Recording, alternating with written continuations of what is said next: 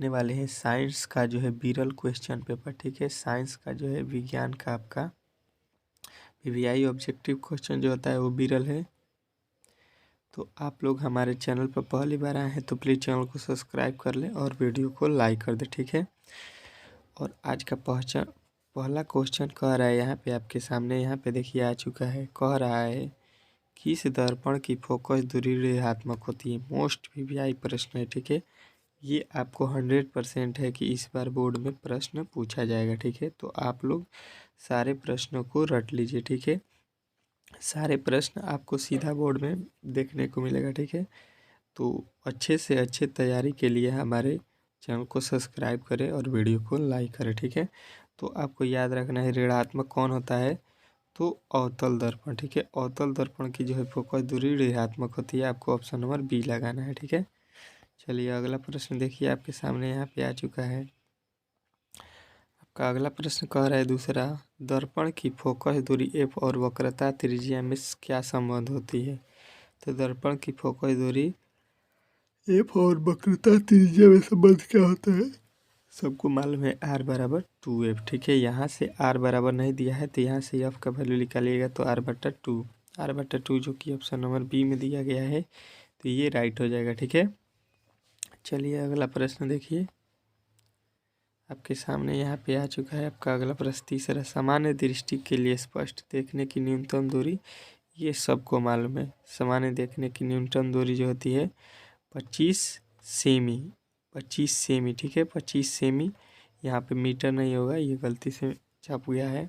25 semi होता है। ठीक है, 25 सेमी, सेमी लिख लीजिएगा, यहाँ पे सेमी भी नहीं दिया है। चलिए अगला प्रश्न देखिए, यहाँ पे आपके सामने आ चुका है। श्वेत प्रकाश का कौन सा रंग किसी प्रिज्म से गुजरने के पश्चात सबसे कम झुकता है। जब सूर्य का प्रकाश किसी प्रिज्म से गुजरता है तो उसमें से कौन सा प्रकाश का झुकाव सबसे कम होता है। तो आपको याद रखना है लाल का जो है प्रकीर्णन सबसे अधिक होता है, इसलिए इसका झुकाव सबसे कम होता है। तो ऑप्शन नंबर सी जो है आपका राइट हो जाएगा। ठीक है, अगला प्रश्न देखिए आपके सामने आ चुका है। मानव आँख की रेटिना द्वारा बनाई गई छवि होती है, जो मानव नेत्र में रेटिना पर जब प्रतिबिंब बनाया जाता है वो कैसा होता है, ये आपसे पूछा गया। तो आपको बताना है वास्तविक और उल्टा। मानव नेत्र पर प्रतिबिंब कैसा बनता है, वास्तविक और उल्टा। ठीक है, चलिए अगला प्रश्न देखिए आपके सामने यहाँ पे आ चुका है। कह रहा है आकाश का रंग नीला प्रतीत होता है। आकाश का रंग जो है नीला प्रतीत होता है, क्यों प्रतीत होता है ये आपको बताना है। ठीक है, ये 100% प्रश्न जो है सीधा सीधी बोर्ड में आपको देखने को मिलेगा 2024 के लिए। ठीक है, तो 2024 में पेपर देने वाले इस वीडियो को अंत तक देखिएगा। ठीक है, आपको याद रखना है प्रकाश के प्रकीर्णन के कारण। ठीक है, ऑप्शन नंबर बी जो है आपका राइट हो जाएगा। अगला प्रश्न देखिए, किस दर्पण से वस्तु का प्रतिबिंब बड़ा बनता है। किस दर्पण से जो है वस्तु का प्रतिबिंब बड़ा बनता है,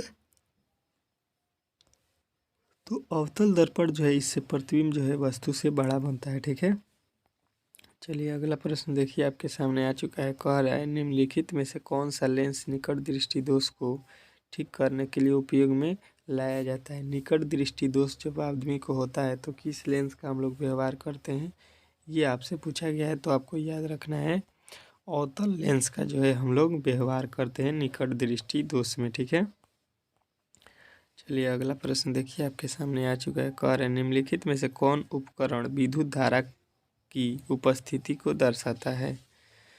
निम्नलिखित में से कौन उपकरण जो है विद्युत धारा की उपस्थिति को दर्शाता है। तो आपको याद रखना है गैल्वेनोमीटर जो है विद्युत धारा के उपस्थिति को दर्शाता है। ठीक है, तो ऑप्शन नंबर ए जो है आपको राइट करना है। ठीक है, चलिए अगला प्रश्न देखिए आपके सामने आ चुका है। दाएं हाथ के अंगूठे के नियम को किसने प्रतिपादित किया। तो दाएं हाथ के अंगूठे को किसने प्रतिपादित किया था, तो आपको याद रखना है मैक्सवेल ने। ठीक है, ऑप्शन नंबर डी जो है आपका राइट हो जाएगा।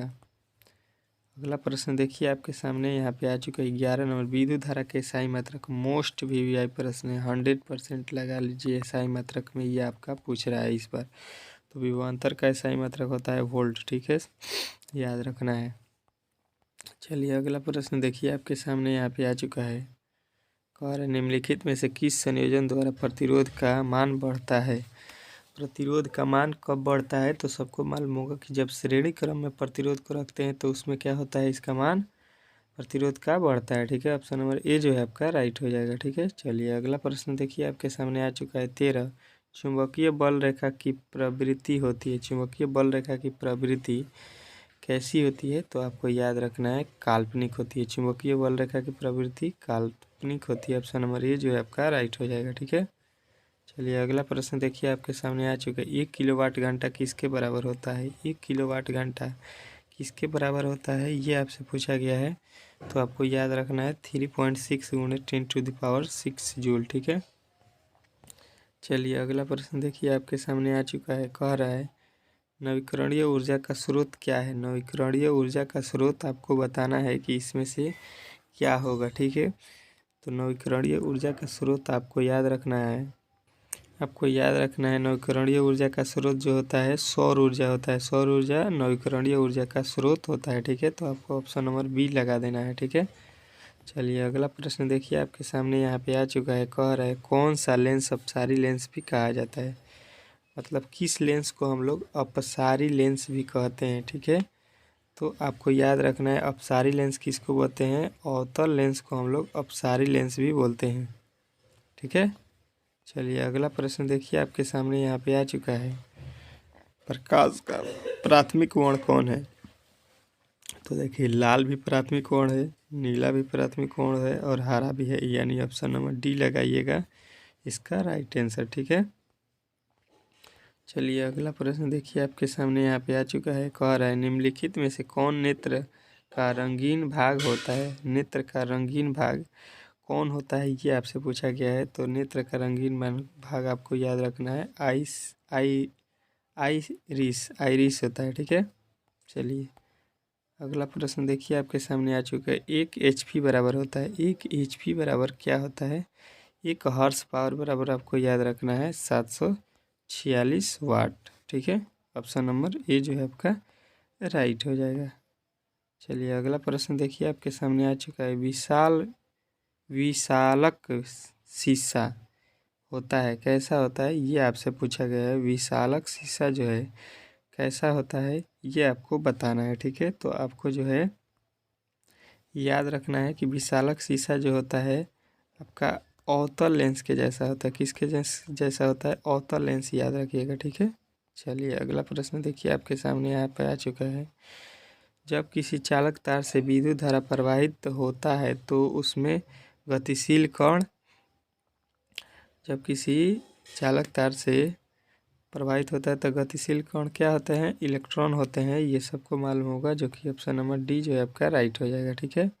चलिए अगला प्रश्न देखिए। एम्पियर घंटा किसका मात्रक है। एम्पियर जो है घंटा किसका मात्रक है, तो आवेश का जो है SI मात्रक क्या होता है, एम्पियर घंटा, ठीक है। चलिए अगला प्रश्न देखिए आपके सामने यहाँ पे आ चुके हैं। कह रहे निम्नलिखित में से कौन सा मात्रक वाट का बराबर है। वाट के बराबर क्या होता है, तो वाट बराबर क्या होता है, ये आपको याद रखना है कि क्या होता है वाट बराबर।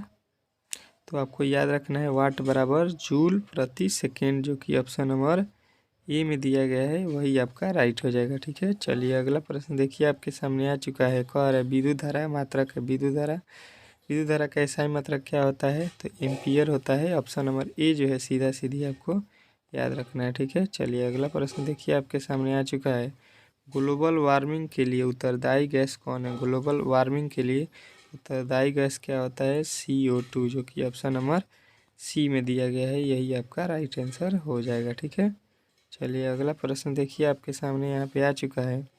शरीर में भोजन का पाचन किस प्रकार की अभिक्रिया है। शरीर में भोजन का पाचन किस प्रकार की अभिक्रिया है, तो आपको याद रखना है शरीर में जो पाचन होता है उसको हम लोग बोलते हैं अपचयन, जो है अपचयन अभिक्रिया, ठीक है। अपचयन अभिक्रिया शरीर में भोजन के पाचन को, ठीक है।